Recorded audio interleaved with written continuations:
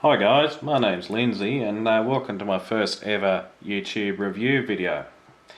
Today I'm going to be doing a bit of a review on the Pendo Pad 8. It's one of the first sub $200 tablets running Windows 8.1 to be released in Australia. In fact, I believe it is the first. It was just released 4 days ago in Target stores across the country. Now, the way I got onto this tablet is a member on the Whirlpool Broadband Forums by the name of Glenn of War.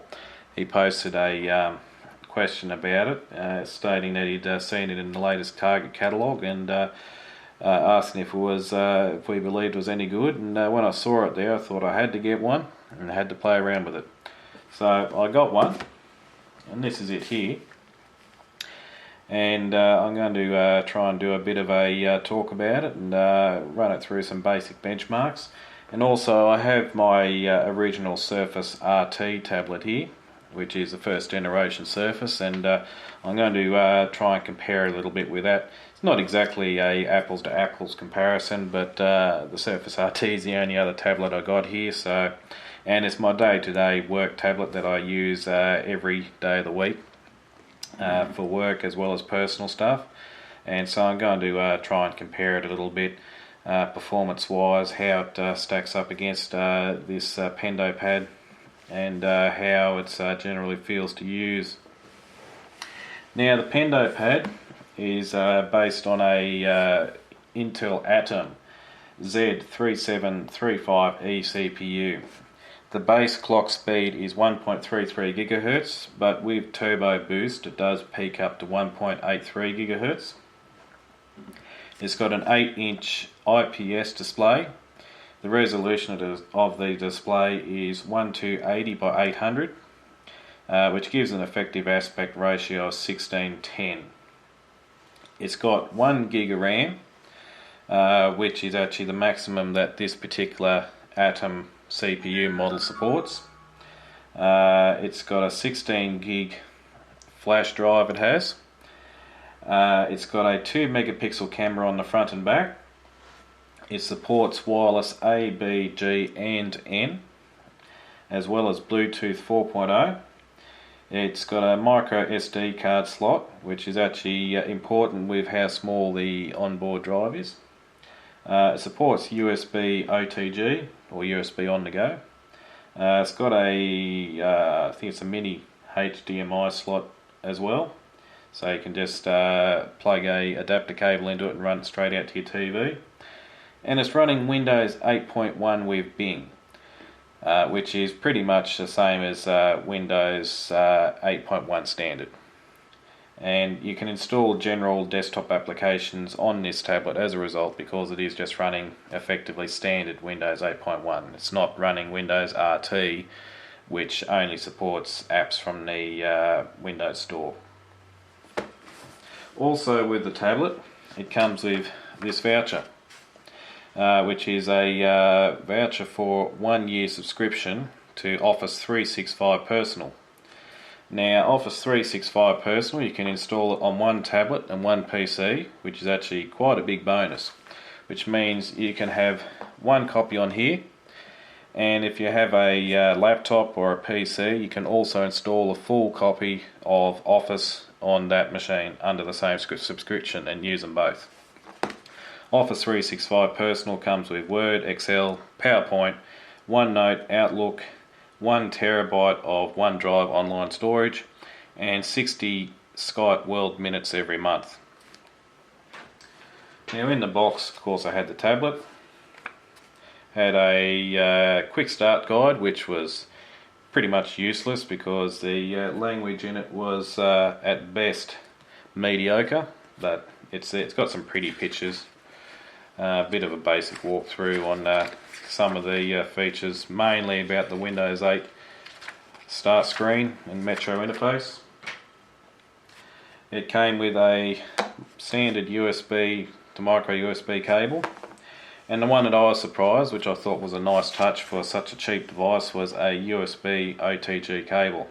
So you plug that into the tablet, and you can plug a standard mouse, USB flash drive, keyboard, any standard USB device into this end. Also with the tablet, I decided to purchase the Pendo Pad Bluetooth keyboard and cover that's designed for the tablet. And the tablet actually sits up in there and closes up like that. Unfortunately, after about 5 minutes, the Bluetooth keyboard died, so I can't give a much of a talk about that, although I'd like to, but I've got to take it back and get it replaced. Doesn't feel too bad to type on, but I only got 5 minutes to play around with it, so I really can't say anything. Although one nice feature, this cover's magnetic. The back of the keyboard's metal, of course, so you put it on there and it just attaches itself like that, and you can move it around however you want, and it'll just stick there. You know, first impressions of the tablet was that it's actually surprisingly weighty for its size. Feels nice and sturdy. I couldn't feel any flex in it. It doesn't feel like it's going to break at the first sign of any rough treatment. On the left-hand side, that's the charger port. On the end here, there's a little hole for a microphone. That's where the microphone is. There's a slot for a micro SD card, and it'll take SDHC and SDXC cards. That's the mini HDMI port. That's the USB OTG port. It's just a standard headphone or speaker output. That's power button, turn it on and off. Up on the top, we got start menu button. Would be nice if there was a capacity start menu button here or here, like on the Surface tablet, but I suppose you're dealing with a $200 tablet, so you can't complain. Volume up and down, nothing more along here. Nice and smooth along here, smooth along here. There's the back camera, 2 speakers. As far as I can tell, the CPU is somewhere around this area, because first thing I did when I got this was run Windows Update, and ran the latest updates to bring it all up to date. And while that was running, the CPU, I'm assuming it did get rather warm around this area, because I was also doing some red browsing and playing around with it, and it did get rather warm under this area. Anyway, General use so far, it feels nice and smooth. There's no lag, anything I played around with. We'll go in and just show you this in here. One thing I noticed straight away about the screen is running your finger on the screen. It doesn't feel as nice as a Surface tablet. It's got a bit of I suppose you could call it roughness, or the finger just doesn't glide along there. Because you run your finger along on the Surface tablet like that, and your finger just glides along. On this thing, it's almost rough. It is, so it's just not as nice as a Surface tablet in that regard. As you can see, running Windows 8.1 with Bing, 1 gig of RAM, Intel Atom CPU, 32-bit operating system. Interestingly, the CPU is a 64-bit CPU. With the amount of RAM, there's really no need to run a 64-bit operating system, but the option is there if you want to. And limited touch support with 10 touch points, so it's obviously a 10-point touch display, capacitive display. But yeah, general use like this, like starting up like in an Explorer, it's nice and smooth. And I know that's a lot faster than on my Surface RT. Once the Internet Explorer is up and running on the RT, it's okay to use, but it does feel a little bit slow by today's standards, and I'll show some direct side-by-side comparisons in a little while. But general playing around, it's nice and smooth. There's no lag or anything like that. It just comes along, and the fact that it's only got 1 gig of RAM doesn't seem to hold it much at all, which is my main concern. I thought that the 1 gig of RAM was a concern, but yeah, no. In general use so far, the 1 gig of RAM doesn't seem to be holding it up at all. which is actually rather impressive. On the, we'll try and bring up this menu. We go disk management. Now, as I said earlier, it's only got a 16 gig flash drive. I think I might try to do that. It's only got a 16 gig flash drive, and we go over here. As you can see, that's after running Windows Update. It's only got 3 gigs of free space, so not a lot there. But that's a side effect of only having 16 gig flash drive. However, I would like to try, and I'll do a video hopefully early next week, try and change it to a WinBoot installation, because I did notice that it's only a standard Windows installation. It is not running WinBoot, which is an interesting decision, possibly just laziness on the part of Pendo Pad, because I can see a significant amount of hard drive space changed if you change the Windows installation to a WinBoot installation, which the version of Windows running on it does support WinBoot. So I'm going to do another video later on of the steps to change it over to a WinBoot installation, and also see how much space you end up with. I'd like to believe that you'd end up with about 8 or 9 gigs free of free space after changing it to a WinBoot installation. And we'll close this down here. The downside being an 8-inch touchscreen. On Metro apps it's okay because they're designed for touch, but definitely on desktop apps you do experience troubles with where you try and do select menus and open close apps, simply because being an 8-inch display, everything is so small, and desktop Windows is never designed for this size screen and using it for touch. In fact, earlier when I was playing around with it, I actually used the USB OTG cable and I plugged a mouse into it, and I was using it with a mouse, external mouse. So probably something that if you want to use a desktop much at all, either get a stylus which supports capacitive touchscreens, or use a Bluetooth mouse, or even if you need to, just a USB mouse would do the job too. I'll bring it up here, and we'll try. We'll run this speed battle benchmark. This is just a basic CPU memory browser benchmark. There you can see we got 183.8 out of that one, which is actually quite a respectable score. Can't complain at all about that. I'll put this down. I'll get the Surface RT. Run the as I was saying earlier, the Surface RT, just running my finger along like that, it just feels a lot better on the Surface RT than it does with the Pendo Pad, because it's just everything's just literally the feel underneath my finger, that the screen doesn't feel rough, whereas just on this one it's just almost a rough feel to the screen. Anyway, we start up Internet Explorer, and we will run, stop that, run this benchmark, which is, do that.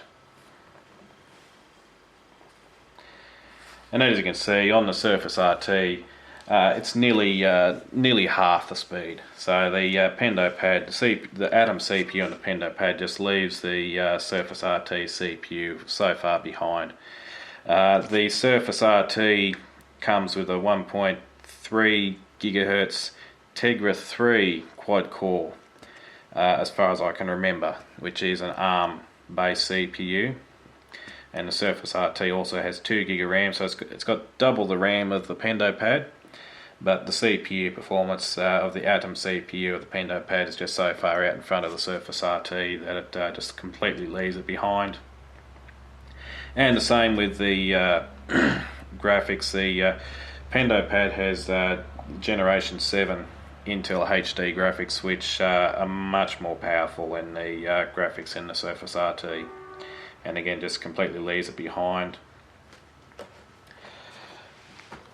The downsides though, of course, the nice thing about the Surface RT is that the keyboard is integrated. You just connect it like that, disconnect it like that. And for me, with my day-to-day work, all I have to do, I pull up at a job site, turn it on. Well, don't even have to turn on, just open the keyboard, start typing away, and everything just works. And very nice to use. This with the Bluetooth keyboard, I can see problems because Bluetooth you do come across problems with wireless. I can see problems with the Bluetooth dropping out.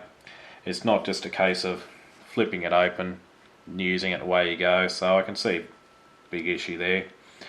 But I suppose at the end of the day, this is a tablet that was several $100s more when it was brand new. I can't remember how much the Surface RT was brand new, but yeah, a hell of a lot more expensive than this thing brand new, and this thing does have a lot more CPU power at its disposal, so you're dealing with two different devices. So I can't really criticise the Pendo Pad for its weaknesses in that regard, because it is the first, as far as I'm aware, first sub $200 tablet available in Australia.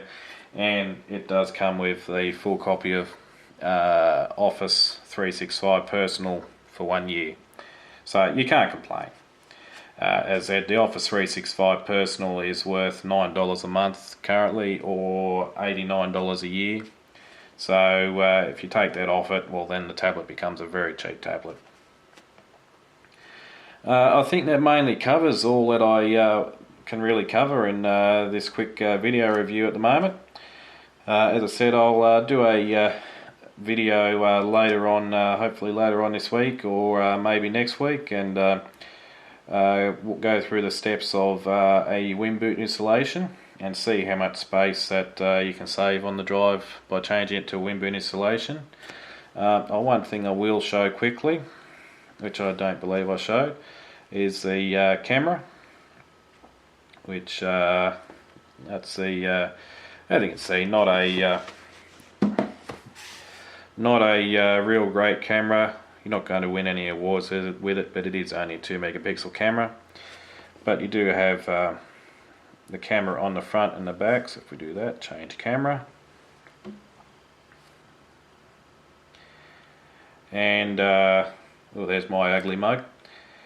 And you can use it quite successfully. Use it for Skype, and it'll work perfectly fine. The camera is certainly perfectly fine for Skype, or if you just want to take a quick photo to send to someone, it'll work perfectly fine.